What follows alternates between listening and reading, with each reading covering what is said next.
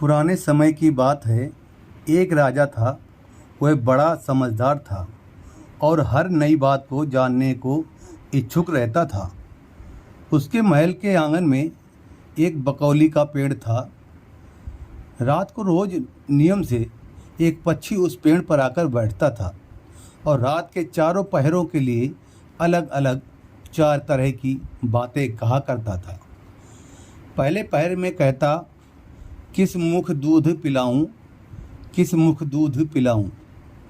जब दूसरा पहर भी आता तो दूसरे पहर में कहने लगता, ऐसा कहूँ न देख, ऐसा कहूँ न देख।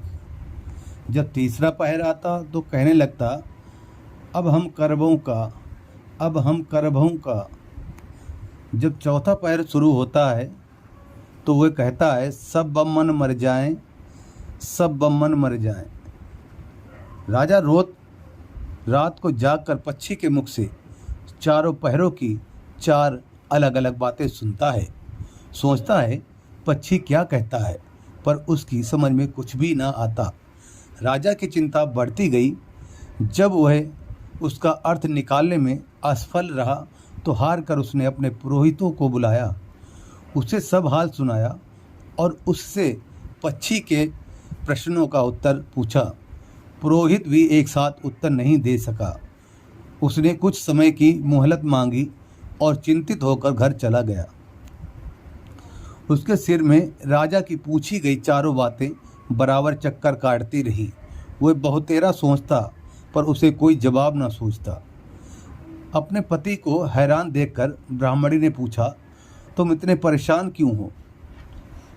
मुझे बताओ क्या बात है?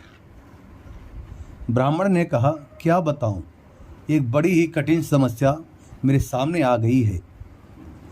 राजा के महल का जो आंगन है वहाँ रोज रात को एक पक्षी आता है और चारों पहरों में नित्य नियम से 4 अलग अलग बातें कहता है। राजा पक्षी की उन बातों का मतलब नहीं समझा तो उसने मुझसे उसका मतलब जानना चाहा, पर पक्षी की पहेलियाँ मेरे समझ में नहीं आती। राजा को जाकर क्या जवाब दूंगा, बस इसी उधेड़ बुन में हूँ। ब्राह्मणी बोली, पक्षी क्या कहता है, जरा मुझे भी सुनाओ। ब्राह्मण ने चारों पहरों की चारों बातें कहे सुनाई। सुनकर ब्राह्मणी बोली, वाह, ये कौन कठिन बात है, इसका उत्तर तो मैं दे सकती हूँ।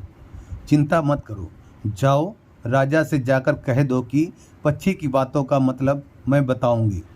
ब्राह्मण राजा के महल में गया और बोला, महाराज, आप जो पक्षी के प्रश्नों का उत्तर जानना चाहते हैं उनको मेरी स्त्री बता सकती है।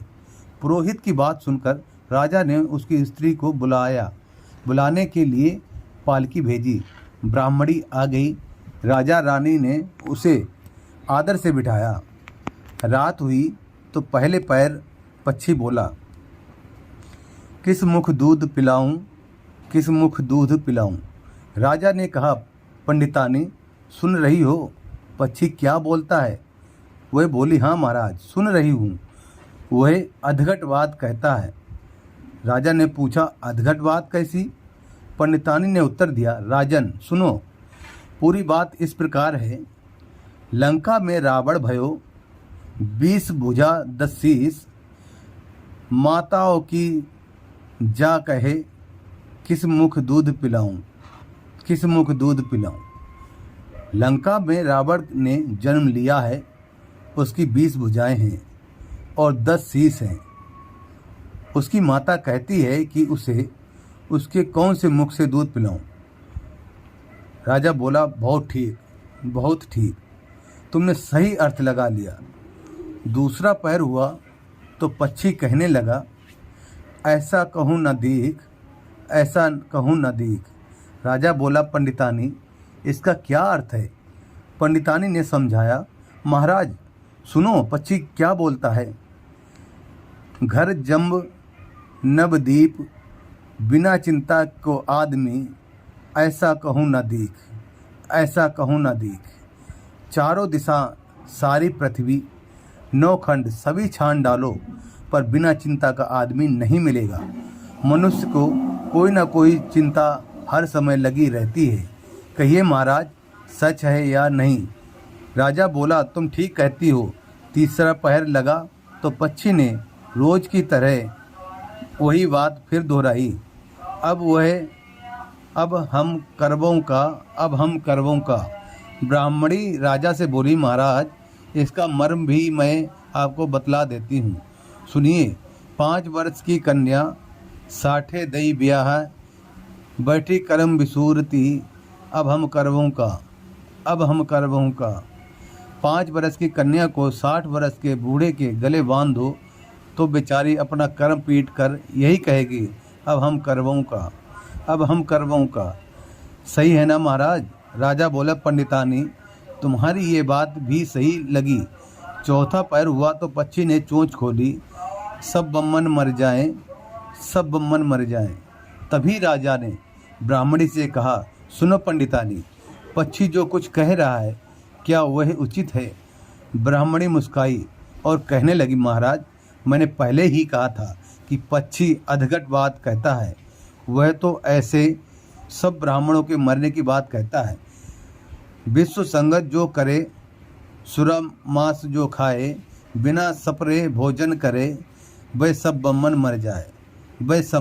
मर जाए। जो ब्राह्मणी वैश्या की संगति करते हैं, सुरा और मांस का सेवन करते हैं और बिना स्नान किए भोजन करते हैं, ऐसे सब ब्राह्मणों का मर जाना ही उचित है। जब बोलिए, पक्षी का कहना ठीक है या नहीं? राजा ने कहा, तुम्हारी चारों बातें 52 तोला पाव रत्ती ठीक लगी। तुम्हारी बुद्धि धन्य है। राजा रानी ने उसको बढ़िया कपड़े और गहने देकर मान सम्मान से विदा किया। अब पुरोहित का आदर भी राज दरबार में पहले से बढ़ गया था। धन्यवाद। ये कहानी अच्छी लगी हो तो हमारे चैनल को सब्सक्राइब करें और वीडियो को लाइक कमेंट करना ना भूलें। धन्यवाद।